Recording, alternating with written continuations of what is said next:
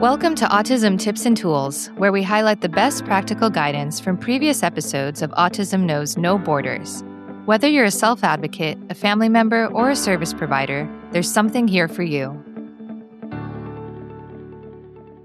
I'm Rachel Harmon, a professional in the field of autism services, outreach, and advocacy, and the following clip is from my conversation with autism mother Camille Proctor. Camille is the founder of the Color of Autism, a nonprofit organization committed to educating and assisting African American families with autistic children. Here's Camille talking about how she teaches her son to interact with police officers, and vice versa, how she trains police officers to interact with autistic people. The one thing that we have told him is that the most important thing is that people know you're autistic. There's nothing wrong with that. So please tell people you're autistic. Tell them that they're overwhelming you. Tell them you need a timeout. Tell them they're invading your space. Those are the important things. And in regards to the police, we've told him you have to comply. I've been telling him that for years. You have to comply. You have to be able to say what your name is and the other things that I listed. And you have to say, call my mother, call my sister, here's the numbers. And you have to be able to say the numbers for them to be able to call you. But most importantly, you have to comply. You have to. But that's the same conversation that every African American mother has to their sons. Comply.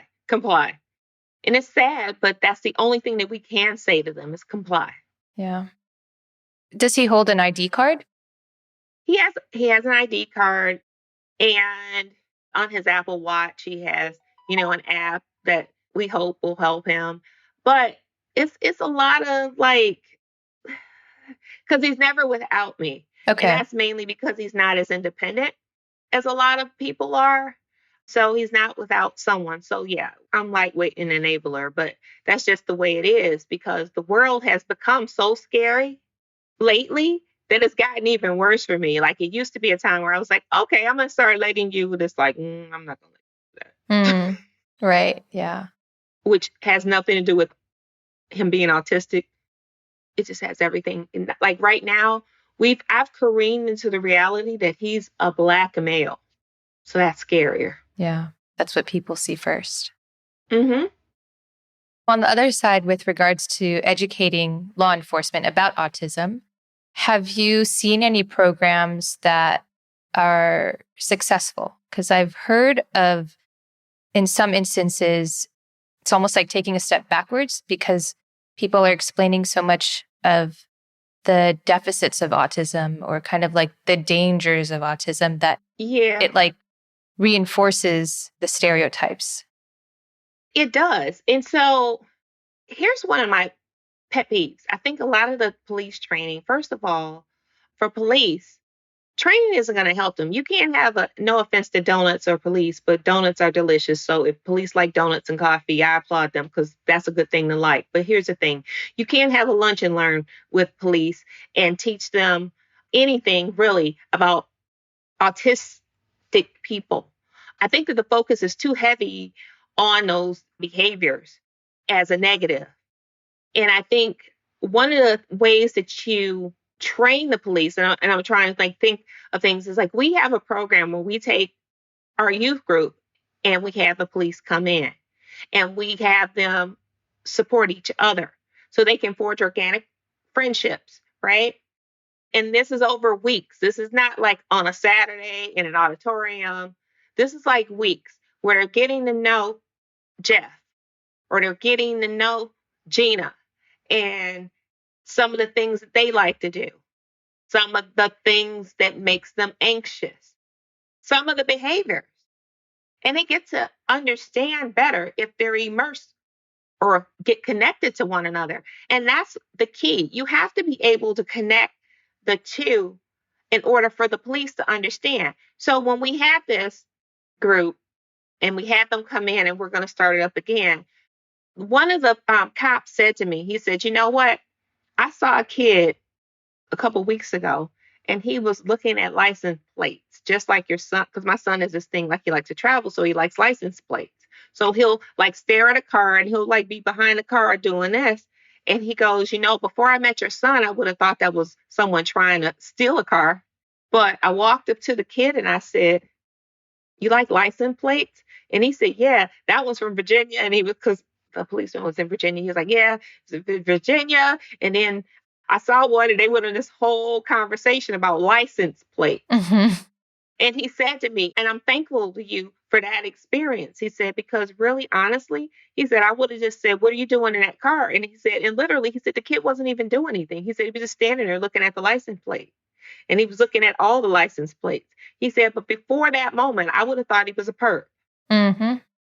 And I said, wow. And so that was helpful. I mean, that made me feel good that that's what he got out of it. He remembered some of the behaviors that we talked about. He remembered that and he put that into how his approach was to a potentially autistic person.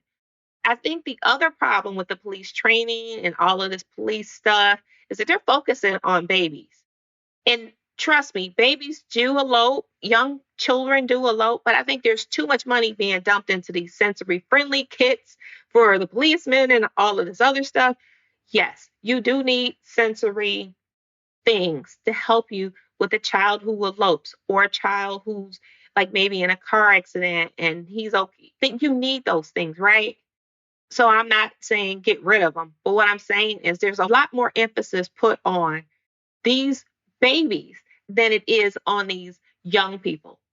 And I think that the police will encounter 3 times as many young people than they will babies. Hmm. And so I would like to see some levity in it because I think it would benefit the community, not just the Black community, the community, the autistic community, if there was more money and more training put into supporting and protecting them. Hmm. I really like your program about building relationships over a period of time.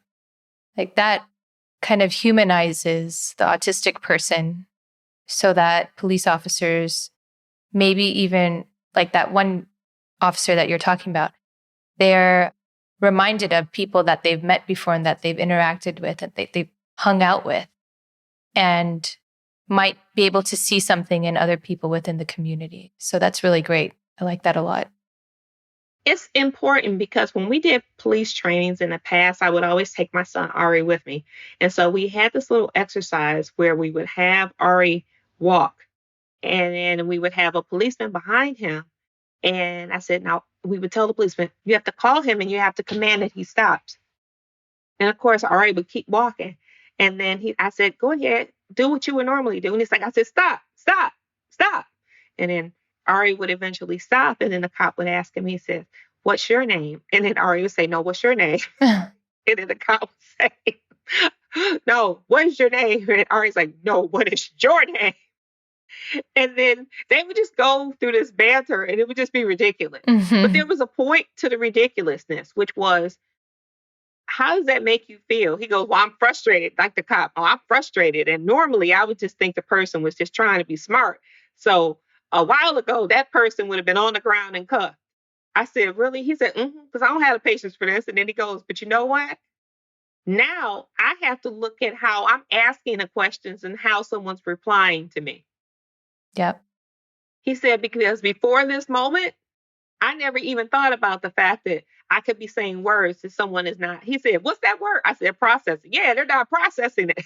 I never thought about that. He said, I've never thought about that. Yeah, most people don't because it can be what they call like an invisible disability, right? Like people can go under the radar, walk around in the community, and on the surface might not, quote, look autistic. And I know people get outraged with that, but what does looking autistic mean? And that's part of the challenge with protecting this community. Mm-hmm. That's the biggest thing. That's always been Ari's big thing is that when you have this quote unquote atypical look, then you just kind of blend in. Mm-hmm. Yeah. Right. Yeah. And that's the thing that people have to understand. They're always there.